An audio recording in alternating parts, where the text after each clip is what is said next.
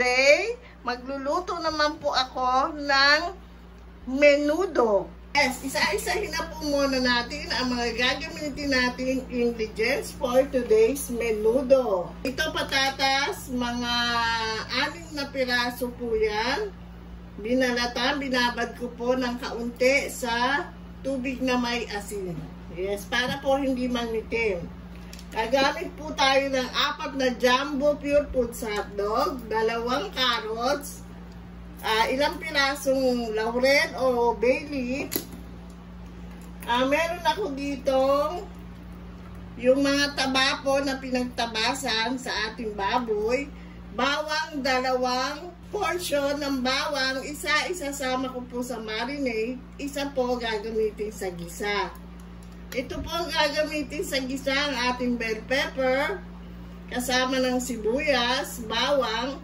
Ito naman po ay gagamitin ko pang garnish later, sa huli na po yan. Ito po ang gagamitin nating pork. It's up to you po anong part ng pork ang gusto nyo. Pwede po yung kasim, pigi, pwede rin pong liempo, kung ano po ang gusto nyo. Dito naman tayo sa mga palasa. We have the pepper. Gagamit tayo ng pepper.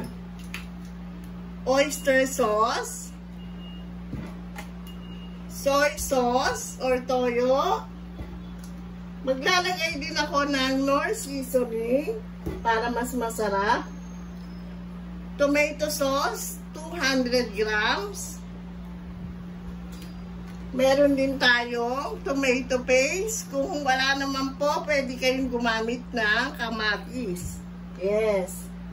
Next na po, hindi mawawala ang ating atay ng baboy or liver. Ito po ay ibibigay ko sa inyong tips, mga sisi, para malesen po yung lansa ng ating atay. May sikreto po dyan. Meron po ako ditong fresh milk. Lalagyan ko lang po siya ng, ito yung aking fresh milk, lalagyan ko lang po siya ng bahagya. Ayan. Ayan siya. Then, set aside po natin. Konting halo. Then, iset aside na lang po natin. Bago po natin yan ihulog mamaya sa ating menudo, babanlawan po natin ng isang banlaw. Yes, huwag nyo pong kalimutan yon. Yan po yung aking tip for today's cooking. I-next na po natin. Ito yung ating pork. Meron po ako ditong onion. Ayan, sama ko si pork. Next, lalagyan ko po yan ng bawang. Yung kaninang bawang. Lagay natin yung bawang.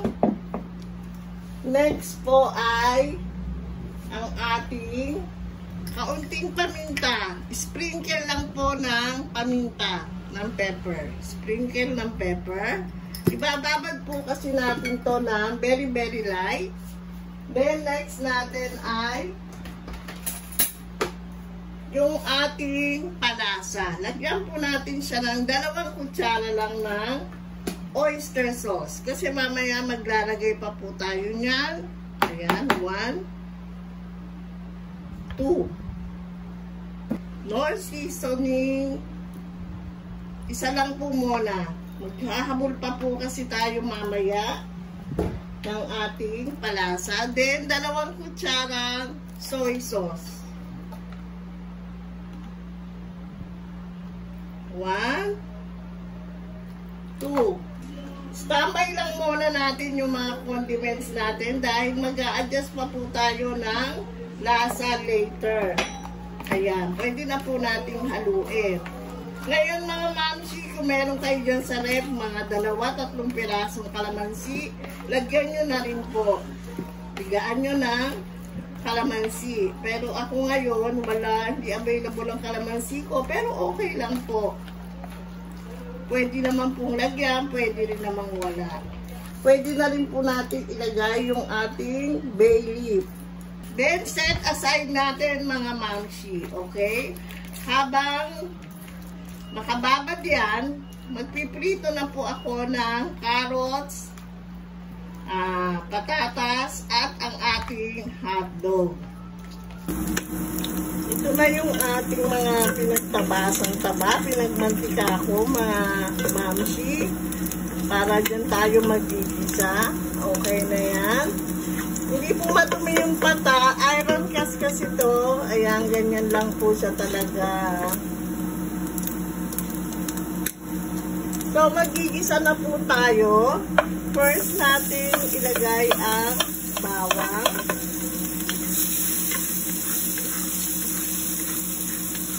Natin ang ating bawang.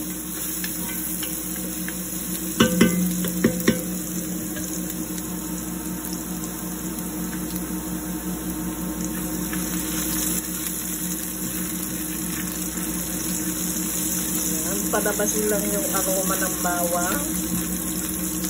Next na po natin ang ating onion. Isang onion.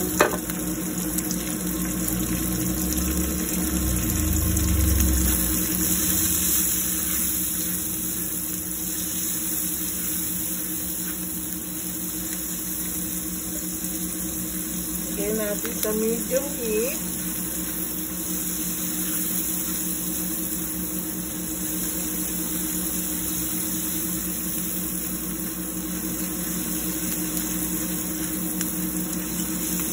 Next na natin yung ating bell pepper, maliliit ang hiwa. Ayan. Nasama ko yung sa gisa hanggang madurog po para lumalasa po sa ating salsa.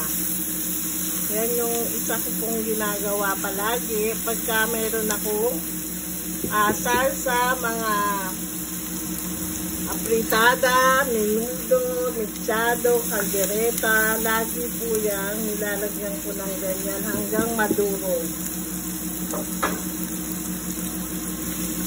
Sangkutsa lang po natin mabuti. Tapos pwede na po natin i-mix yung ating binabaran, tinimplahan na pork. Yes, next na po natin.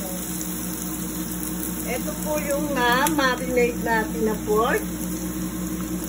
Ayan siya.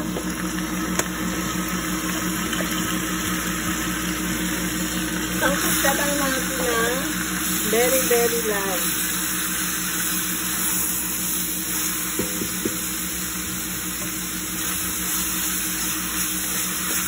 Mas prepare ko talaga yung wooden spoon.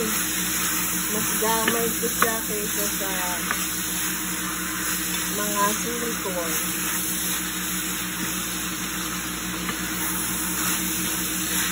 Sangkot siyang mabuti.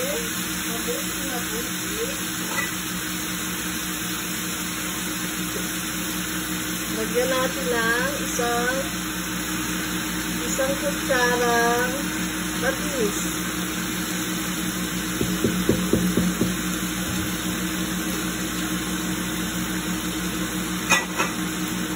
Sangkot siya natin mabuti hanggang mamuti po yung karne. Pag puti na yung karne, saka tayo maglalagay ng ating tomato paste.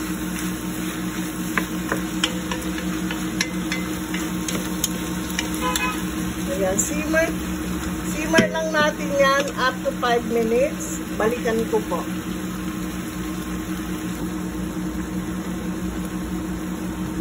Ayan na, nasangkot siya na. Isasama ko na din po yung ating liver. Binalawang ko po yan, isang banlaw. Pwede po yan, iprito nyo din. It's up to you po. Kanya-kanya tayo ng style ng pagluluto. Ako naman, naisipan ko today na isama po sa sangkutsa. Ayan, isa rin yan sa secret para mawala po yung lansa. Isama natin sa sangkutsa. Pwede rin po iprito. Okay po?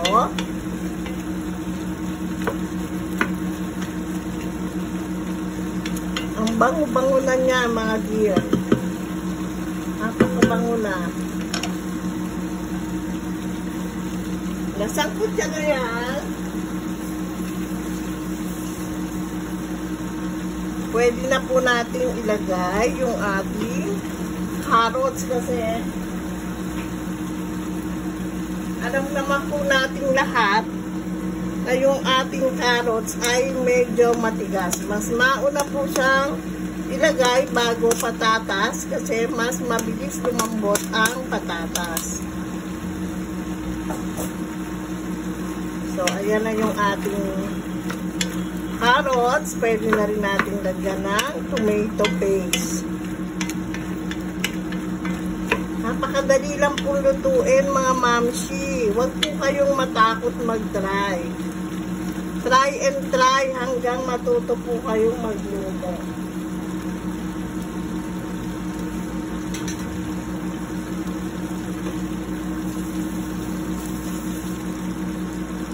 Here's my tomato paste. Ayan. Para meron lang po kayong reference kung gaano karami. Ayan siya. 1 kutsara at kalahati.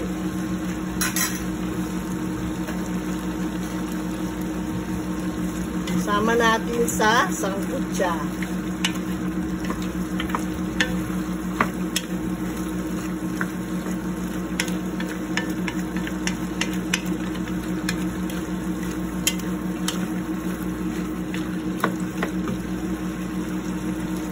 Lalagyan ko po yan na tubig.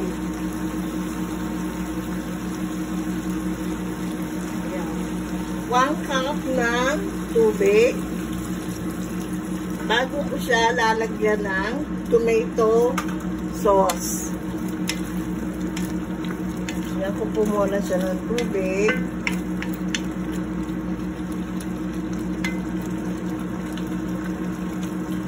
Then, tomato sauce. Or, palambutin ko po muna ng very light yung ating pork bago ko lalagyan ng tomato sauce. Nag-timer ako ng 10 minutes para pakuluan yung palambutin yung ating baboy. 2 more minutes, naka 8 minutes na tayong pagpapakulo. Ayan, medyo lumambot naman ang itsura niya. Pwede na po tayong maglagay ng tomato sauce. Mga mamshi, pwede po kayong maglagay ng pasas. Kung gusto nyo po, ayan. Dito po kasi sa bahay, ako lang po ang mahilig kumain ng pasas sa ulam. Kaya minabuti ko po hindi na lang lagyan ng pasas itong aking minuto. Pero pagka gusto nyo po, lagyan nyo po siya ng pasas. Lagay na natin yung ating tomato sauce. Haluin lang po natin ng bahagya. Ayan. Magdadagdag pa po tayo ng ating palasa. Hintayin lang po natin kumulo pa yan ng konti para ma-adjust po tayo ng ating pampalasa.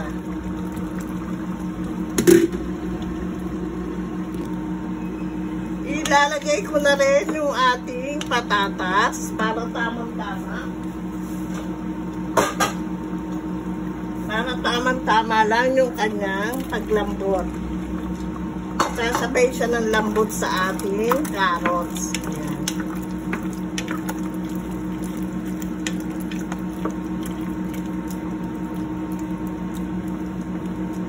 Marami akong nilagay na patatas. Mahilig po kasi ako sa patatas. Saka, mas gusto ko siyang kinakain.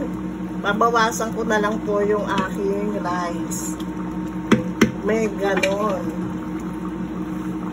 Tikman ko yan. Tapos, mag-a-adjust po tayo kung ano ang kulang na lasa. Mga mamshi, tinikman ko na, mag-a-adjust lang tayo ng konti-tang lasa.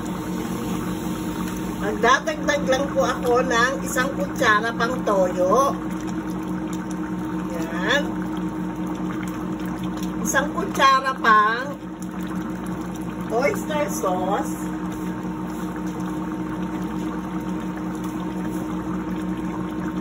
Ayan na po.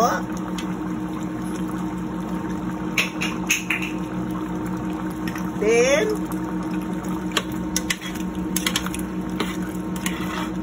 haluin natin. Naninipis siya. Hinaan ng apoy. Ayan, pwede na po yan sa mahinang apoy kasi i-slow cooking na po natin yan hanggang lumambot. Then, magdadagdag po ako ng paminta.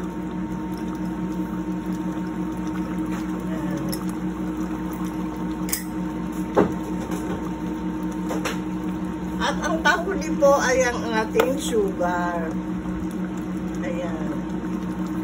Para balansihin niya po yung lasa, mabawasan yung asim ng tomato sauce. Yan na po ang ating final. Palalambutin na lang po natin yung ating baboy. Slow cooking po ako mga mamsi eh. Ayoko po nang inaapura. Kaya lalagay lang po natin yan sa mahinang apoy hanggang lumambot na po siya.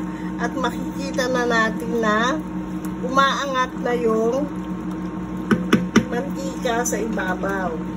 Then saka natin iuhulog yung ating pinaling hotdog at saka bell pepper. Pwede na po natin ilagay yung ating hotdog. Yung ating hotdog at saka yung ating bell pepper. Lagay na po natin pang pinali. Luto naman na po yan. Hindi na natin kailangan lutuin pa. Yan, napakaganda ng kulay at napakayami. Haluin lang po natin. Ayan, nakikita nyo, kulang pa sa palambot yung ating patatas. Paglambot ng patatas, okay na po yun. Pwede na nating i-off yung ating kalan. That's it for today, mga mamshi.